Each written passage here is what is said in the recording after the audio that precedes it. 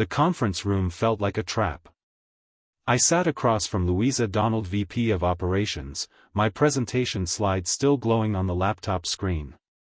The numbers were perfect. 18 months of solid performance. 3 major clients win. Revenue increases that spoke for themselves. All I wanted was a modest $5,000 raise. Louisa leaned back in her leather chair, arms crossed, that familiar smirk playing at her lips. "You're lucky to have a job at all, Nathan," she said, her voice dripping with condescension. "This economy is tough. People are grateful just to be employed." My stomach dropped. This wasn't going how I'd planned. "But Louisa, the metrics clearly show."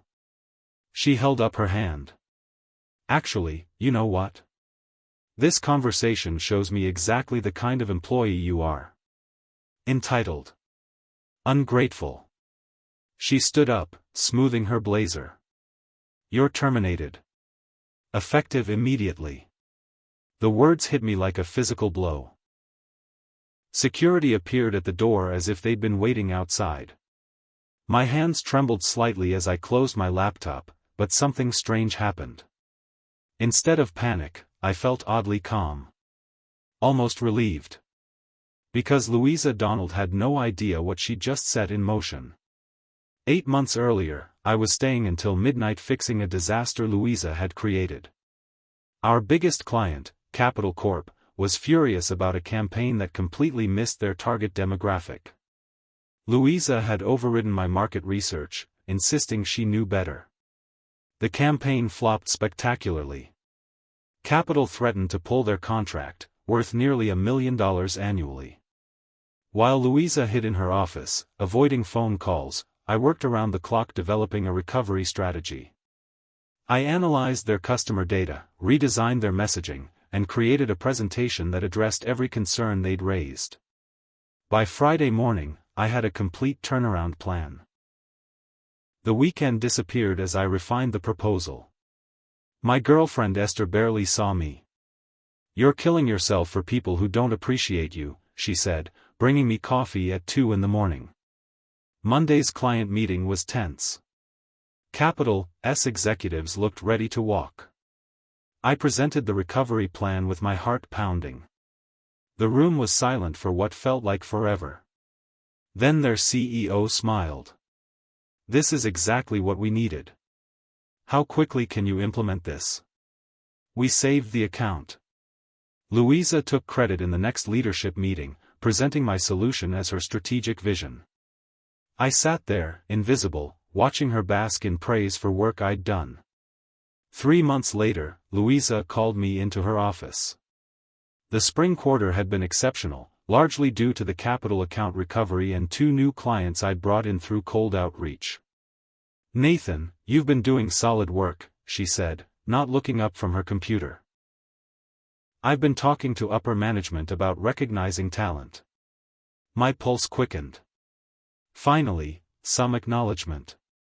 "I think we can look at a raise for you in Q2. Nothing dramatic, but something to show we value your contributions." She smiled that practiced corporate smile. "Keep doing what you're doing." I walked out feeling optimistic for the first time in months. A raise was coming. My efforts were being noticed. 2 weeks later, I watched Jacob Kingsley, a junior coordinator who'd been with the company 6 months, get promoted with a 15% salary increase. His biggest accomplishment was organizing the office holiday party. When I asked Louisa about my promised raise, she waved dismissively. "Let's revisit that in the fall. Budget constraints, you know how it is." Jacob celebrated his promotion at the bar across the street. I went home and stared at my laptop screen, wondering if I was losing my mind. The metrics didn't lie. My performance was consistently stronger than anyone else in my department. But apparently, performance wasn't what mattered here. The pattern became clear over the next few months.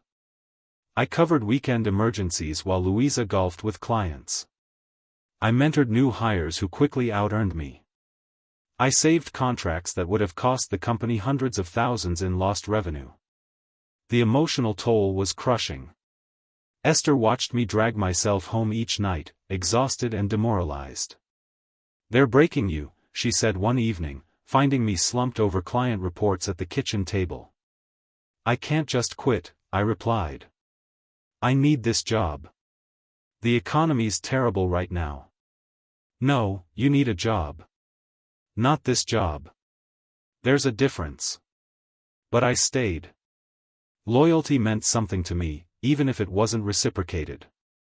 I convinced myself things would improve. Louisa would eventually recognize my value. The company would come around. Looking back, that loyalty was my biggest mistake. I was giving everything to people who saw me as disposable. The breaking point was approaching, though I didn't know it yet. Louisa was planning something, and I was walking blindly toward a trap that would change everything. My dedication was about to become her weapon against me.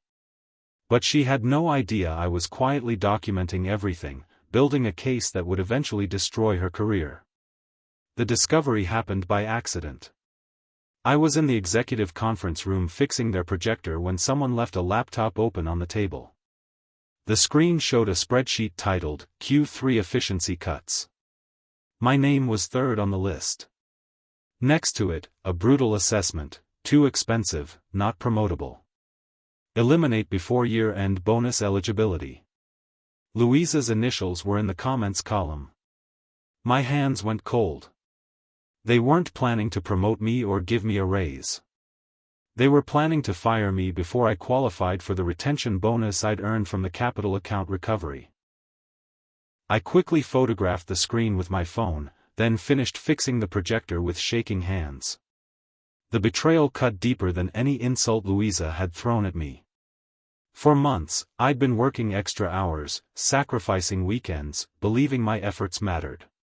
Meanwhile, they'd already decided I was expendable. That night, I sat in my car in the parking garage, staring at the photo.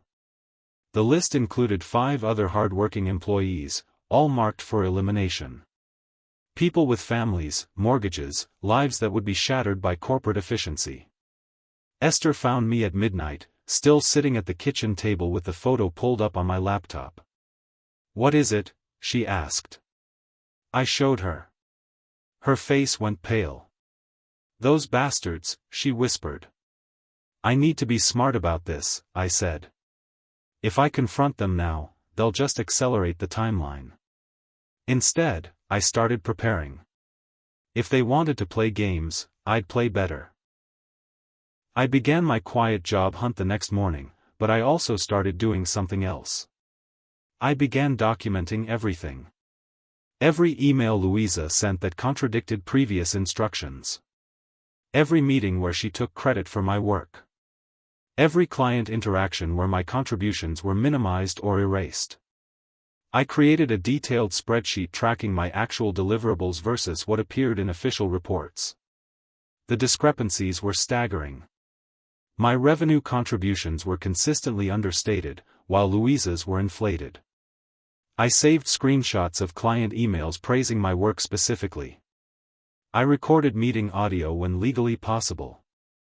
I built a comprehensive file showing the gap between my actual performance and how it was being reported to upper management.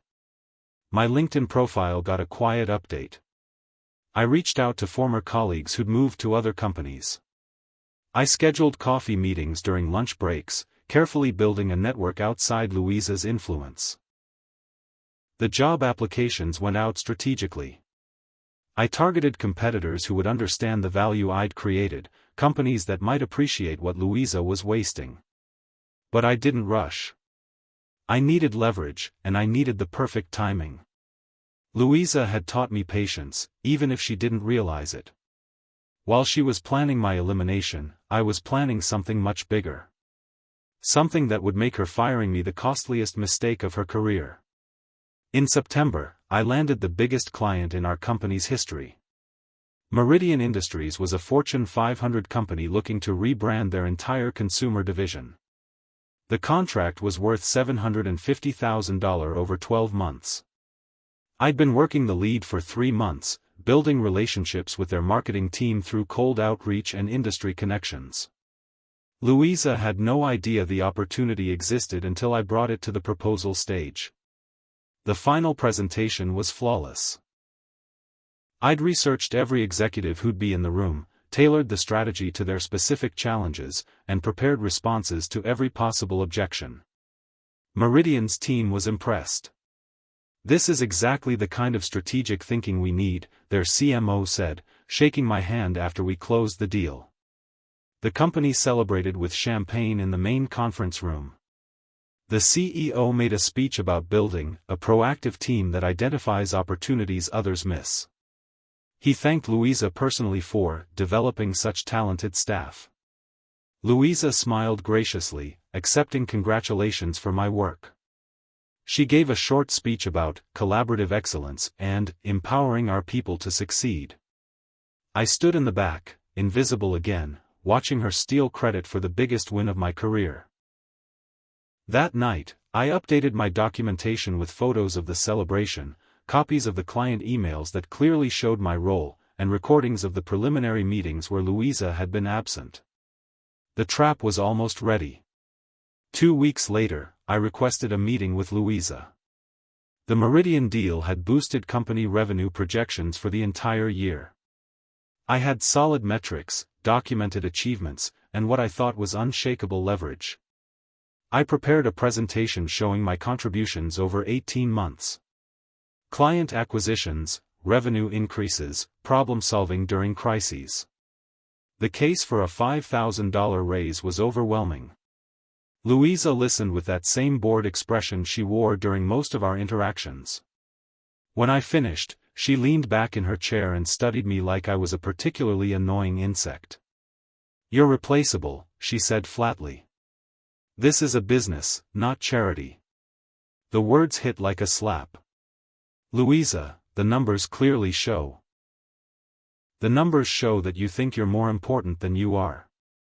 She stood up, walked to the door, and opened it. "You're terminated.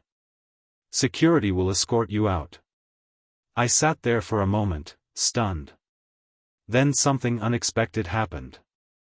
The fear and panic I'd expected never came. Instead, I felt a strange calm wash over me. Because Louisa had just made the move I'd been waiting for. She'd fired me in the worst possible way, at the worst possible time, for the most defensible reason. And I was ready. The weekend was a blur of emotions. Friday night, I cried. The humiliation, the injustice, the months of abuse finally hit me all at once. Esther held me while I grieved for the job I'd given everything to. Saturday, I was angry. I wanted to post on social media, blast them publicly, make them pay immediately for what they'd done. Sunday, I got strategic. I called my friend Justin, who worked as an employment attorney. Not because I wanted to sue, but because I needed advice on how to handle what came next. "They fired you for asking for a raise?" he asked, incredulous. "Technically, they fired me for being entitled and ungrateful. After you brought in their biggest client ever?" The same week the deal closed. Justin was quiet for a long moment. "Nathan, you know this looks like retaliation, right? They fire you immediately after a major success, claiming attitude problems?" I wasn't thinking about lawsuits, though. I was thinking about something more elegant. More devastating. I need to know my rights about sharing information I created while employed there. What kind of information? I told him about my documentation, my client relationships, my detailed tracking of contributions and revenue. Justin smiled. "You've been busy." Monday brought a revelation that changed everything. My former colleague Caleb reached out through a private message, asking if we could talk. We met at a coffee shop across town, away from anyone who might know us. Caleb looked nervous, constantly checking over his shoulder. "I need to tell you something," he said. "About why you were really fired." He pulled out his phone and showed me a screenshot from the company's internal Slack channel. It was a conversation between Louisa and the CFO from the previous month. "We need to cut Nathan before Q4, Louisa had written. "He qualifies for the retention bonus from the capital save if he's here in December. That's 15 grand we can avoid paying." "What about his performance?" the CFO had replied. "I'll handle the performance narrative. We'll make it about attitude issues." My blood turned to ice. They'd planned this before I ever asked for the raise. The termination had nothing to do with entitlement and everything to do with money. Caleb looked sick. "I'm sorry, man. I should have warned you, but I was scared for my own job." I thanked him for showing me the truth, but inside, I was calculating. This wasn't just unfair treatment anymore. This was fraud. They'd destroyed my reputation to avoid paying money I'd legitimately earned. The documentation I'd been gathering suddenly became something much more powerful. Evidence of a deliberate campaign to eliminate me through false pretenses. Louisa had given me everything I needed to destroy her. Instead of going nuclear immediately, I played the long game. I knew Louisa's weaknesses better than anyone. She was arrogant, impatient, and terrible at covering her tracks when she felt secure. I spent the week applying for jobs, but I also started building something else. A detailed case study of my work at the company, focusing specifically on the Meridian deal and the capital account recovery. I documented every email, every meeting, every contribution that had been minimized or erased from official records. The case study read like an indictment of Louisa's leadership and the company's treatment of talent. But I didn't publish it. Not yet. I reached out to industry contacts, not to badmouth my former employer, but to showcase the work I'd done. The Meridian deal was already making waves in our sector. People wanted to know who developed the strategy. I let them know it was me, quietly and professionally. No drama, no accusations, just facts about my role in landing the biggest client in company history. The response was immediate. 3 recruiting calls came in the first day. By Friday, I had 2 interview requests from companies I actually wanted to work for. Louisa had freed me to find opportunities she'd been blocking for years. The irony was perfect. The job offer came from Cafe Marketing, a boutique firm with an impressive client roster. They offered me a senior strategist position with a 40% salary increase and equity options. But the real prize was their client focus. Cafe specialized in Fortune 500 accounts, and they were actively pursuing expansion in the same sector as Meridian Industries. During my final interview, the managing partner mentioned their interest in companies that had worked with firms like yours before. "We believe in poaching talent and relationships," he said with a smile. "Good people know where the opportunities are." I started the following Monday. My new office had a view of the city, my own assistant, and access to resources Louisa had never given me. More importantly, I had credibility. Cafe had hired me specifically for my track record with large accounts. They wanted me to do exactly what Louisa had prevented me from doing. 3 days into the new job, my phone rang. The caller ID showed Meridian Industries. "Nathan? This is Mari from the Meridian team. We've been trying to reach you at your old number." My heart started racing. I'm no longer with that company. I've moved to Cafe Marketing. "Oh." A pause. "We weren't told about any transition. Louisa said you were handling our account personally." Louisa had never told Meridian I was gone. She was still claiming credit for my relationship with their biggest client. This was about to get very interesting. Mari's call revealed the depth of Louisa's deception. Not only had she hidden my departure from Meridian, she'd been actively impersonating my role in client communications. "We've been getting emails from your old company about strategy adjustments," Mari explained.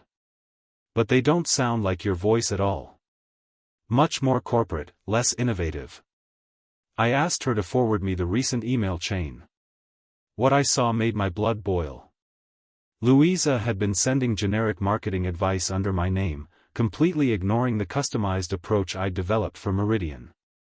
Worse, she'd been making strategy changes that directly contradicted the plan I'd presented. Changes that would likely damage Meridian's campaign effectiveness. Mari, I need to be completely transparent with you, I said. I was terminated from my previous company 2 weeks ago. Any communications you've received since then claiming to be from me are fraudulent. The silence on the other end stretched for nearly a minute. You were fired? But you just landed our account. We specifically requested to work with you. I was fired for asking for a raise. Another long pause. Nathan, we need to talk. Can you come in tomorrow? That evening, I carefully reviewed every email Louisa had sent to Meridian in my name.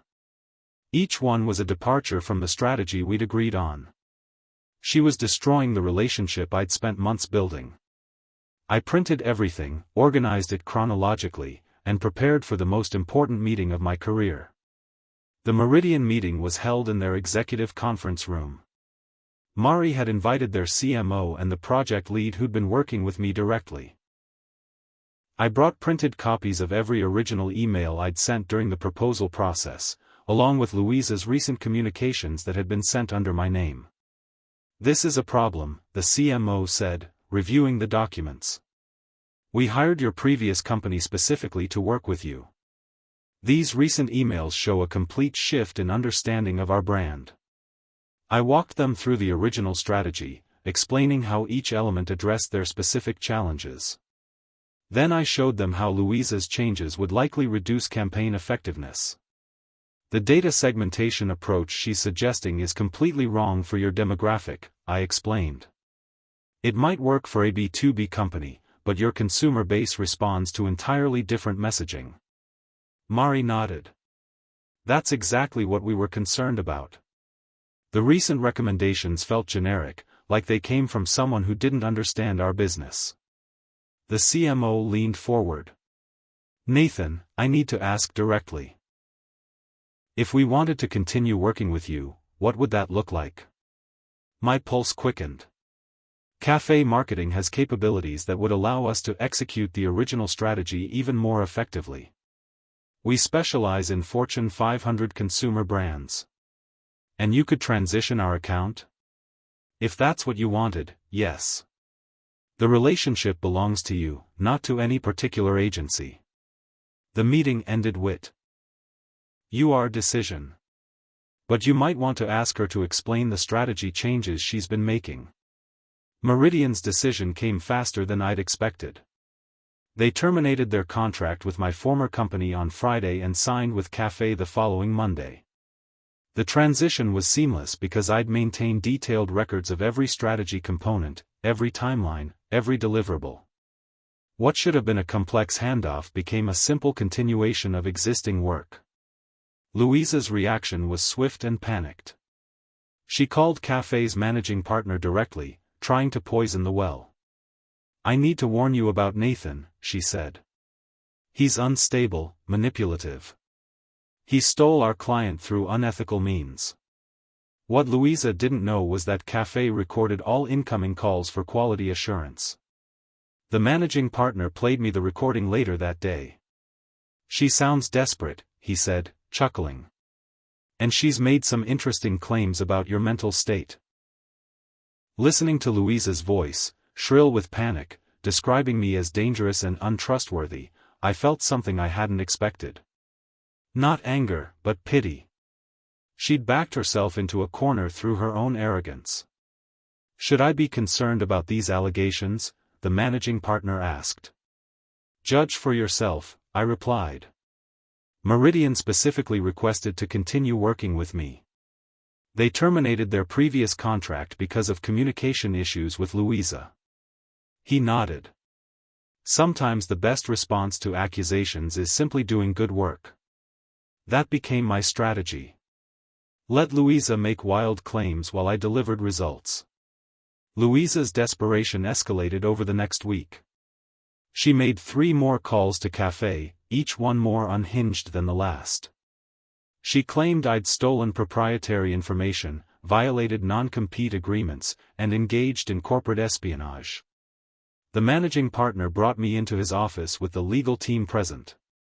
"These are serious accusations," he said. "We need to address them properly."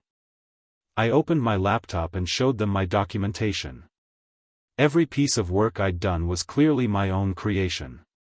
Every client relationship had been built through my personal efforts.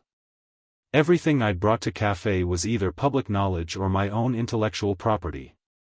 The Meridian strategy was developed entirely by me, using publicly available market research and my own analysis, I explained. Louisa never contributed to the strategic framework. The legal team reviewed my files for 2 hours. Their conclusion was unambiguous: I'd done nothing wrong. If anything, Louisa's accusation suggested she was trying to claim credit for work she hadn't done. "Her calls are starting to sound like harassment," the managing partner observed. "Should we consider legal action?" "Not yet," I replied. "Let her keep talking. Every call makes her look more unstable." That afternoon, Louisa made her biggest mistake. She called Meridian directly, trying to convince them to return. Mari forwarded me the voicemail. "This is Louisa from your previous agency. Nathan has been spreading lies about our company. He's mentally unstable and potentially dangerous. You need to reconsider working with him." When Mari played this message for her legal team, they immediately flagged it as potential defamation. Louisa had crossed the line from desperation into legally actionable territory. While Louisa was making increasingly wild accusations, I was quietly building something much more damaging. A comprehensive analysis of inefficiencies and failures I'd witnessed at my former company. I wasn't planning to leak it publicly. Instead, I was preparing it for the right audience at the right time. The document detailed cost overruns, missed deadlines, and client dissatisfaction that I'd observed during my 18 months there. I included specific examples of projects that had failed due to poor management and strategic errors. Most importantly, I documented the pattern of talented employees being driven away or fired for asking for fair compensation. My case wasn't isolated. Louisa had a history of eliminating people who threatened her authority. I sent the analysis to 3 former colleagues who'd left the company under similar circumstances. Their responses confirmed the pattern. "This is exactly what happened to me," wrote former art director Edison. "I asked for a promotion after landing 2 major accounts, and suddenly I was not a culture fit." Designer Lillian added, "Louisa told my replacement that I'd been fired for attendance issues. Complete lie. I was never late, never missed deadlines." Each person I contacted had similar stories. Louisa systematically eliminated talented staff to protect her position, then rewrote history to justify her decisions. The pattern was clear, documented, and devastating. Louisa's management style wasn't just toxic, it was systematically destructive to the company's interests. The audit came from an unexpected source. A concerned board member had received an anonymous tip about financial irregularities in the operations department. The tip wasn't from me directly, but I'd prepared the groundwork perfectly. My documentation had found its way to someone with the authority to act on it. The auditors discovered exactly what I'd predicted they would find. Louisa had been systematically inflating her department's revenue contributions while hiding cost overruns and client satisfaction issues. More damaging was the discovery of double billing practices. Louisa had been charging some clients for services they'd never requested, hiding the overcharges in complex invoicing structures. The capital account, which I'd saved from cancellation, showed particularly egregious examples. Louisa had billed them for strategy consultations that never happened and research services that were never delivered. Caleb texted me with updates. "Auditors have been here 3 days straight. Louisa's locked in meetings with legal. People are freaking out." The company's stock price dropped 12% when news of the audit leaked to industry publications. Clients started asking questions about their own billing. Louisa's reputation shifted from rising executive to liability in less than a week. The same board members who'd praised her strategic vision were now questioning her basic competence. The exodus began with Meridian, but it didn't end there. 2 other major clients followed them out the door, citing concerns about account management and billing practices. Louisa's department went from profit center to disaster zone in a matter of weeks. The company was hemorrhaging revenue and reputation simultaneously. Internal morale collapsed as employees realized their leadership had been systematically deceptive. Resume updates and LinkedIn networking became the primary activities in Louisa's former domain. My old colleague Caleb sent me a video that had been circulating internally. It showed Louisa having a complete meltdown during a staff meeting, screaming at subordinates and blaming everyone but herself for the department's failures.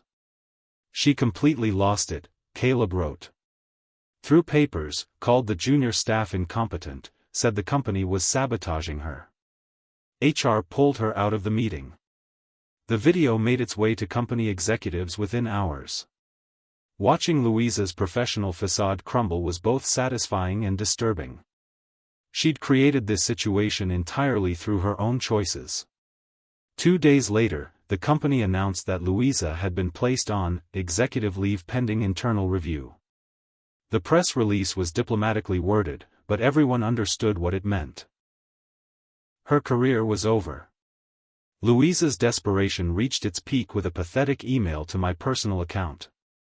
The subject line read, "We need to talk. Nathan, I think there's been a misunderstanding about your departure. Perhaps we can discuss a return to the company under better terms. I've always respected your contributions, and I believe we can work together more effectively going forward." The message was both infuriating and amusing. After months of taking credit for my work, firing me publicly, and then attempting to destroy my reputation, she wanted to negotiate. I crafted my response carefully, "Louisa, I don't take meetings without a clear agenda and defined objectives. Thank you for reaching out." Professional, distant, and utterly dismissive. Everything she'd taught me about power dynamics turned back on her. Her follow-up emails became increasingly desperate. She offered salary increases, flexible scheduling, even a promotion to senior strategist. Each message revealed more about her deteriorating position. The final email was the most telling. "The board is asking questions about departmental performance. Your testimony about our working relationship could be valuable for both of us." She wanted me to cover for her. To lie about her management style and protect her from the consequences of her own actions. I didn't respond to that one. Some requests don't deserve the dignity of rejection. The board's decision came in November. Louisa was officially terminated for performance issues and ethical concerns. The company issued a brief statement about restructuring the operations department and recommitting to client service excellence. My former colleagues celebrated quietly. The toxic atmosphere Louisa had created began lifting immediately. Employees started staying past mandatory hours not from fear, but from renewed engagement with their work. The CEO reached out to me personally, extending an invitation to speak at an industry panel they were sponsoring. "Your insights about client relationship management would be valuable," he said. I declined politely. I had no interest in helping them repair the damage Louisa had caused. Instead, I focused on building something better at Cafe. The Meridian account was exceeding all performance expectations. Their campaign had generated a 28% increase in consumer engagement within 6 weeks. More importantly, I was working with people who valued talent instead of fearing it. My ideas were heard, implemented, and credited appropriately. The contrast with my previous experience was striking. Cafe offered me a partnership track after just 3 months. "You've brought strategic thinking we didn't know we needed," the managing partner explained. Louisa had tried to diminish me, but she'd actually freed me to reach my potential. The industry recognition came faster than I'd expected. Marketing Today featured the Meridian campaign as their cover story, highlighting the strategic approach that had driven such impressive results. The article quoted Mari extensively. Nathan understood our brand better than we understood it ourselves. His strategic framework transformed our entire approach to consumer engagement. My former company wasn't mentioned by name, but industry insiders knew where I'd come from. The implicit comparison was devastating for their reputation. Louisa's replacement reached out through LinkedIn, trying to poach insights about my strategic methods. I responded professionally but shared nothing substantive. They'd had access to my thinking for 18 months and wasted it. The speaking invitations multiplied. Conference organizers wanted me to present on client relationship building and strategic account management. Each presentation reinforced my reputation while subtly highlighting the dysfunction I'd escaped. At one event, a CEO approached me afterward. "I heard about what happened with your previous employer," he said. Their loss was clearly the industry's gain. Word had spread about Louisa's behavior and the circumstances of my departure. My professional network rallied around me while her reputation remained in ruins. The contrast was perfect. While she fought to salvage her career, mine was flourishing in ways she'd never allowed. 6 months after my termination, I published a case study article on ethical leadership and talent retention. The piece appeared in several industry publications and quickly went viral on professional networks. I didn't name Louisa or my former company explicitly, but the examples were unmistakable to anyone familiar with the situation.